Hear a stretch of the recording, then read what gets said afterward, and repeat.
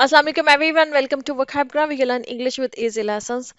Those of you who want to learn professional English words to use at your workplace, this is the perfect lesson for you guys because I have come up with 10 advanced professional English words that will make you sound more confident, proficient, and smart at your workplace. This is the second part. If you haven't watched the first part, I highly recommend kindly watch the first part. You will learn a lot from that lesson as well. Link is in description. You can watch the first part from that link, and link for the PDF of this lesson is also in description in case you want to download the PDF. Okay, so let's begin. Our first professional English word is acumen. Acumen is a noun and it means the ability to make correct decisions and judgments. देखिए, किसी भी particular subject को लेकर, किसी भी area of knowledge को लेकर, किसी इंसान की अगर अंडरस्टैंडिंग इतनी स्ट्रांग है कि उसके अंदर ये एबिलिटी है कि वो उसमें बड़े करेक्ट डिसीजंस ले सकता है, वो सिचुएशंस को बड़े अच्छे से भांप सकता है, उस पर अच्छी जजमेंट्स बना सकता है, तो उसके लिए आप कहेंगे कि उस इंसान में इस पर्टिकुलर सब्जेक्ट, ये इस पर्टिकुलर एरिया ऑफ नॉलेज को लेकर उसका एक्यूमेन काफ़ी स्ट्रांग है। ठीक है, वो जो उसकी एबिलिटी होती है ना, क्योंकि उसकी अंडरस्टैंडिंग बड़ी स्ट्रांग है, उस किसी भी सब्जेक्ट को लेकर, वो सेल्स से रिलेटेड हो सकता है, वो मार्केटिंग से रिलेटेड हो सकता है, वो इकोनॉमिक्स से रिलेटेड हो सकता है, बिजनेस, जैसे बिजनेस के लिए बहुत वर्ड यूज किया जाता है कि उसका बिजनेस एक्यूमेन बहुत अच्छा है, मतलब कि उसकी अंडरस्टैंडिंग बहुत अच्छी है, और based on that understanding the person is able to make correct decisions, correct judgments. ठीक है, वो सिचुएशंस को एनालाइज बड़े अच्छे तरीके से कर सकता है, और उसके हिसाब से फिर वो उसकी जो डिसीजंस है वो बड़े अच्छे ले सकता है। तो वो जो एक डीप और बेटर अंडरस्टैंडिंग होती है उस पर्टिकुलर एरिया ऑफ नॉलेज को लेकर, उस पर्टिकुलर सब्जेक्ट को लेकर, वो इस इंसान का एक्यूमेन कहलाता है। ठीक है, इसी वजह से मैंने इसका जो सेंटेंस बनाया है वो ये है कि she has commendable sales acumen, कि उसका जो सेल्स से रिलेटेड जो उसकी अंडरस्टैंडिंग है, जो उसका एक्यूमेन है, वो बड़ा ही कमेंडेबल है, मतलब कि वो काबिले तारीफ है। कमेंडेबल कहते हैं काबिले तारीफ को, प्रेज वर्दी कोई चीज़ होती है। ठीक है, तो उसका जो एक्यूमेन है वो बहुत ही प्रेज वर्दी है, कमेंडेबल है, काबिले तारीफ है, बहुत अच्छा है। वो सेल्स को बड़े अच्छे तरीके से समझती है, और सेल्स को बढ़ाना कैसे है उसको बड़े अच्छे तरीके से समझती है, और सेल्स की स्ट्रेटजीज को बड़े अच्छे तरीके से बनाती है। ठीक है, तो उसका सेल्स एक्यूमेन जो है ना वो बहुत अच्छा है। अच्छा जी, हमारा सेकंड जो प्रोफेशनल इंग्लिश वर्ड है वो है adapt. Adapt is an adjective and it means skilled, expert. कोई कोई इंसान अगर किसी खास चीज़ में बड़ा ही एक्सपर्ट है, बड़ा स्किल्ड है, उसके पास उस चीज़ का काफ़ी अच्छा स्किल है, ठीक है, तो उसको कहेंगे कि वो उस पर्टिकुलर एरिया में अडेप्ट है। जैसे सेल्स का स्किल हो सकता है, मार्केटिंग का स्किल जैसे मैंने पहले भी बोला है, जैसे आप अब जो हो सकता है जैसे डिजिटल मार्केटिंग का किसी के अंदर बड़ा अच्छा ज़बरदस्त नॉलेज है। ठीक है, तो आप दोनों वर्ड यूज कर सकते हैं। जैसे आप कहेंगे कि कोई इंसान है वो डिजिटल मार्केटिंग में बहुत एक्सपर्ट है, तो वो कहेंगे ही is adapt in digital marketing. ठीक है, कि वो डिजिटल मार्केटिंग में एक्सपर्ट है, स्किल्ड है काफी। या आप ये कहना चाहते हैं कि उसका एक्यूमेन, डिजिटल मार्केटिंग का उसका एक्यूमेन काफी स्ट्रांग है, काफी कमेंडेबल है। ठीक है, तो दोनों हमने वर्ड्स जो है वो इसमें इस्तेमाल कर लिए हैं। जैसे कि मैंने इसका सेंटेंस ये बनाया कि he is adept at handling customers and perfect for this position. ठीक है, आपको कोई कस्टमर हैंडलिंग की कोई पोजीशन है, और आप उसके लिए किसी पर्सन को ढूंढ रहे हैं, तो आप ये कह सकते हैं, अगर आपने अपने बॉस के सामने उसकी रिकमेंडेशन करनी है, तो आप ये कहेंगे कि he is adept at handling customers. ठीक है, कि वो कस्टमर्स को हैंडल करने में बहुत स्किल्ड है, बहुत परफेक्ट है, बहुत ही एक्सपर्ट है। ठीक है, तो he is adept at handling customers and perfect for this position. तो इस पोजीशन के लिए सर वो परफेक्ट है। ठीक है, वहां पर आप ये वर्ड यूज कर सकते हैं। नेक्स्ट हमारे पास जो प्रोफेशनल वर्ड है वो है हेड हंट। हेड हंट जो है ना ये बड़ा कॉमन है। आप अक्सर जो जो भी लोग आप लोगों में से जो सुन रहे हैं, जो भी अगर किसी कॉर्पोरेट वर्ल्ड में है, वहां पर काम करते हैं, तो उन्होंने ये सुना होगा वर्ड। इसका मतलब होता है to identify and approach an employee from elsewhere to fill a position. क्या क्या किया जाता है, कुछ कंपनीज क्या करती हैं, जो उनकी राइवल कंपनीज होती है ना, उनके कोई जो की पोजीशंस पे जो लोग होते हैं, जो बड़े एक्सपर्ट किस्म के होते हैं, जिसकी वजह से वो कंपनी में काफ़ी ग्रोथ हो रही है, तो वो उनकी पोजीशंस पे जो लोग बैठे हुए होते हैं, उनको वो किसी भी तरीके से हो सकता है ज़्यादा इंसेंटिव्स देकर, तो उनको परसुएड करने की, अट्रैक्ट करने की कोशिश करते हैं कि वो उस कंपनी को छोड़कर आपकी कंपनी को ज्वाइन कर लें। ठीक है, तो इसको, ये जो प्रोसेस होता है ना, इसको हेड हंट करना कहते हैं। किसी की पोजीशन पे किसी बहुत ही, और ये हमेशा से याद रखिएगा, ये अच्छी पोजीशंस पे लोगों को किया जाता है कि किसी दूसरी कंपनी में, किसी दूसरी ऑर्गेनाइजेशन में, जहां पर कोई इंसान जो है वो बड़ा सक्सेसफुल जा रहा है और उसकी वजह से उस कंपनी की परफॉर्मेंस बहुत इंप्रूव हुई हुई है, तो जो भी राइवल कंपनी होती है वो क्या करती है कि वो उस की पोजीशन पे जो एम्प्लॉय होता है उसको इंसेंटिव ज़्यादा देकर, किसी भी तरीके से उसको पैसिफाई करके, उसको परसुएड करके वो अपनी कंपनी में उससे बेटर पोजीशन पे ले आते हैं ताकि वो ज़्यादा बेहतर परफॉर्म कर सके। तो इसको हेड हंट करना कहते हैं, ठीक है। इसका जैसे सेंटेंस मैंने बनाया कि he was headhunted by a prominent media house, कि बड़ा कोई प्रोमिनेंट किस्म का मीडिया हाउस है किसी भी मुल्क के अंदर, किसी भी शहर में, वहाँ का जो बड़ा प्रोमिनेंट, बड़ा जाना माना कोई मीडिया हाउस है, वहां से उसको हेड हंट करके यहाँ पर लाया गया है। मीडिया हाउसेस में अक्सर ये होता है कि कोई नया चैनल जैसे लॉन्च किया गया है, तो आप कोई, हो सकता है कोई एंकर पर्सन है जो जिसकी जिसकी बड़ी फॉलोइंग है, या कोई जो है वो प्रोड्यूसर्स वगैरह होते हैं, जो भी होते हैं पीछे काम करने वाले जो लोग होते हैं, तो उनको हेड हंट किया जाता है जो नए चैनल्स लॉन्च होते हैं ना, कि ताकि हमारा चैनल जो है वो ग्रो कर सके, ठीक है। तो ये हेड हंटिंग कहलाता है। नेक्स्ट है जी हमारे पास, वो है adulation. Adulation is a noun and it means excessive admiration and praise, flattery, खुशामद जिसको आप कह सकते हैं, ठीक है। ज़रूरत से ज़्यादा तारीफ करना, एडमिरेशन करना, तारीफ के, सर आप तो कमाल ही हैं सर जी, आप जैसा तो कोई है ही नहीं। ये जो फ्लैटरी होता है ना, उसके लिए आपके पास एक एडवांस वर्ड है एजुलेशन, ठीक है। ये भी बहुत ज़्यादा कॉमनली यूज होता है ये वर्ड। अच्छा जी, इसका सेंटेंस मैंने ये बनाया है कि my boss loves the adulation and I often use it on him, कि मेरा जो बॉस है ना, उसको एजुलेशन बहुत पसंद है, मतलब उसको खुशामद बहुत पसंद है, उसको अपनी तारीफ बहुत पसंद है, उसको फ्लैटरी बहुत पसंद है, ठीक है। He loves to be flattered. तो क्या करते हैं कि मैं उस पर फिर ये फ्लैटरी जो जो एजुलेशन है ना, वो काफ़ी उसके ऊपर इस्तेमाल करता हूँ, क्योंकि जब उसकी तारीफ की जाती है तो उसको बहुत अच्छा लगता है, ही लाइक्स इट, ठीक है जी।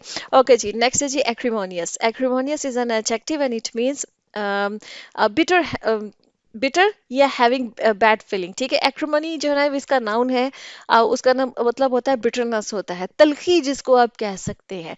दो लोगों के दरमियान में अगर जो म्यूचुअल बिहेवियर नहीं, म्यूचुअल जो रिलेशनशिप है, अगर वो थोड़ा बिटर है, उसमें एक तलखी है, उसमें एक करवाहट है, तो उनका जो रिलेशनशिप है ना वो एक्रिमोनियस है, ठीक है।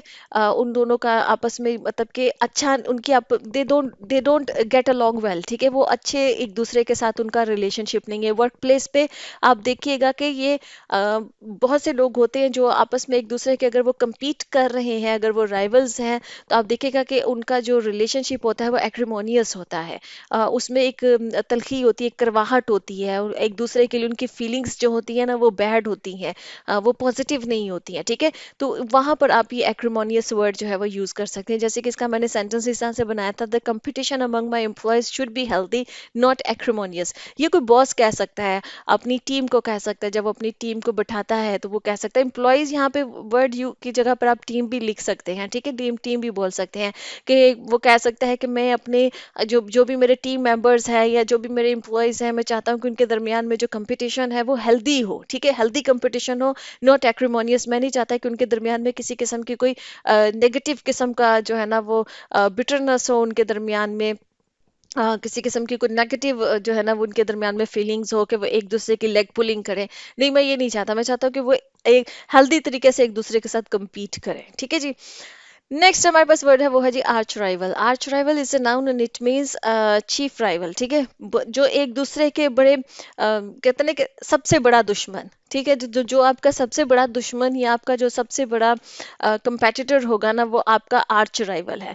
और ये भी जो है वो वर्क प्लेस के ऊपर जो है वो होता है कि कुछ एम्प्लॉयज होते हैं जो एक दूसरे के आर्च राइवल्स होते हैं। इवन के ऑर्गेनाइजेशन एक दूसरे की, कंपनीज एक दूसरे की आर्च राइवल्स होती हैं, ठीक है। जो एक ही जो है वो फील्ड में काम कर रही हो, दो कंपेटिटिव जो है वो कंपनीज हों या ऑर्गेनाइजेशंस हो, तो ऑब्वियसली जो भी उनमें दो लीडिंग कंपनीज होंगी या दो लीडिंग ऑर्गेनाइजेशंस होंगी, वे एक दूसरे के आर्च राइवल्स होंगी, ठीक है जी। तो इसका सेंटेंस ये है कि there is no longer healthy competition between John and Mark, they are now arch rivals. मैंने जॉन और मार्क मतलब ऐसी फर्जी नाम लिए हैं कि अब उनके दरमियान में किसी किस्म का कोई भी हेल्दी कंपटीशन नहीं है। दो एम्प्लॉयज हो सकते हैं, ठीक है, कुलीग्स हो सकते हैं, और ये कुलीग्स जो है वो उनके दरमियान में अब हेल्दी कंपटीशन नहीं रहा है, अब वो एक दूसरे के आर्च आर्च राइवल्स बन गए हैं, मतलब कि वो एक दूसरे के सबसे बड़े दुश्मन बन चुके हुए हैं। इसको अगर बाह मुहावरा इसका तर्जमा करें। Okay ji. Accede, accede is a verb and it means to accept और अग्री समथिंग अनविलिंगली। ये भी आप वर्क प्लेस पे बहुत यूज कर सकते हैं, और इसको इस सेंस में यूज कर सकते हैं कि जब आपने कहना हो कि हमें ये चीजें माननी पड़ी, या हमारे जो जिनके साथ आप डील कर रहे हैं, हमारे कस्टमर्स सुनी हो सकते हैं, जो क्लाइंट्स वगैरह होते हैं, उनको ये एग्री करना पड़ेगा, ठीक है। तो तब एक्वीज होता है, ये वर्ड यूज किया जा सकता है कि आपका दिल तो नहीं है लेकिन आपको एक्सेप्ट करना पड़ा है क्योंकि अब ये ऑब्लिगेशन आपके ऊपर आ गई है, ठीक है। तो जैसे कि इसका सेंटेंस मैंने इस तरह से बनाया कि we had to acquiesce bank's terms and conditions, ठीक है। कि आप बैंक्स के साथ ओब्वियसली कंपनीज डील करती हैं, तो अब अगर बैंक्स की कुछ ऐसी टर्म्स एंड कंडीशंस आ गई हैं जो कि आप मानना तो नहीं, आपकी कंपनी मानना तो नहीं चाहती है, लेकिन आपको माननी पड़ रही है क्योंकि जाहिर बात है कि बैंक के साथ डील करना है, तो यू आर एक्विजिंग, ठीक है। आपको क्विज करना पड़ गया है, आपको माननी पड़ गई है, अनविलिंगली नहीं करना चाहते लेकिन अब करना पड़ गया है, ठीक है जी। नेक्स्ट हमारे पास वर्ड है वो है ambivalent. Ambivalent is an adjective and it means having mixed feelings, uncertain. अगर आप किसी चीज के बारे में अनसर्टन हो रहे हैं, आपके सामने बॉस ने कोई ऑफर रखी है, बाहर जाने की रखी है, कुछ भी रखा है, ठीक है। आपको लगता है कि अगर मैं ये करूंगा तो मेरे करियर के लिए अच्छा हो सकता है, लेकिन आपको उसमें कुछ जो है ना लूप होल्स भी नजर आ रहे हैं, हो भी सकता है कि ना हो।